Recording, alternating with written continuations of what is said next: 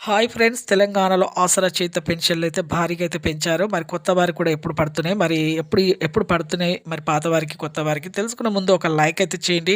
Share చేయండి, subscribe చేయండి. మరి కొంతమందికి రద్దవుతున్నాయి. మరి ఎందుకు రద్దవుతున్నాయి తెలుసుకునే ముందు ఒక సబ్స్క్రైబ్ చేయండి. సబ్స్క్రైబ్ చేయడం వల్ల ఏమవుతుందంటే కొత్తవారు వాళ్ళకు ఇన్ఫర్మేషన్ అనేది నేను వేసే నోటిఫికేషన్స్ మీకు వెంటనే అయితే వస్తాయి. అలాగే ఆల్ బటన్ సింబల్, గంట సింబల్ పక్కనున్న ఆల్ బటన్ సింబల్, గంట సింబల్ నొక్కితే ఇక మీకు నేను వేసే నోటిఫికేషన్స్ మీకు వెంటనే అయితే వస్తాయి. షేర్ చేయండి. ఇక లేట్ చేయకుండా అయితే వీడియోలకైతే వెళ్ళిపోదాం ఫ్రెండ్స్. ప్రతి ఒక్కరికి కూడా ఆసరా చేయుత పెన్షన్లు అయితే భారీగా అయితే పెంచారు. వృద్ధులకి, వితంతులకి, ఒంటరి మహిళలకి రూ.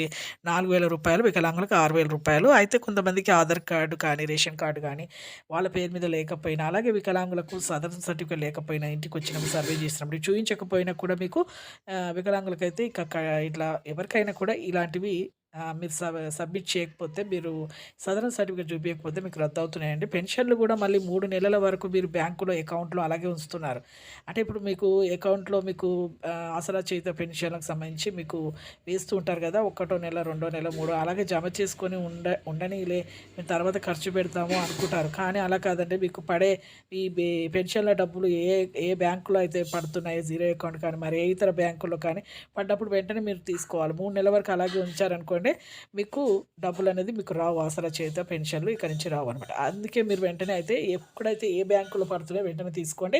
అలాగే మీకు కొత్త వారికి ఇప్పుడైతే ఈ పాత వారికి మార్చి నుంచి అయితే మీకు వస్తాయండి. ఖచ్చితంగా వస్తాయి. ఒకవేళ మార్చిలో రాకపోయినా ఏప్రిల్‌లో ఎన్నికలైన తర్వాత వస్తాయి. అలాగే ఇక కొత్త వారికి కూడా ఇంటింటికి సర్వీస్ ఇలాంటి సమస్యలు ఉన్న వారికి వాళ్ళందరికీ కూడా మేము ఈ యొక్క ఆసరా చేయుత పెన్షన్ రూ. 4,000 వరకైతే వేస్తాము. కొత్త వారికి కూడా అని చెప్పడం జరిగింది. అలాగే రూ. 6,000 వికలాంగులకు వేస్తామని చెప్పడం జరిగింది. అయితే సర్టిఫికేట్ అయితే ఏజ్ సర్టిఫికేట్ గానీ, అలాగే మీకు ఇంకా వికలాంగుల సదరన్ సర్టిఫికేట్ గాని చూయించాలి. లేకపోతే మీకు రావండి. రేషన్ కార్డ్ మీ పేరు మీద ఉండాలి. చూసారు కదండీ! లైక్ చేయండి, షేర్ చేయండి. మీకు కూడా వీళ్ళతో పాటు జత చేస్తారు ఏప్రిల్‌లో. థాంక్స్.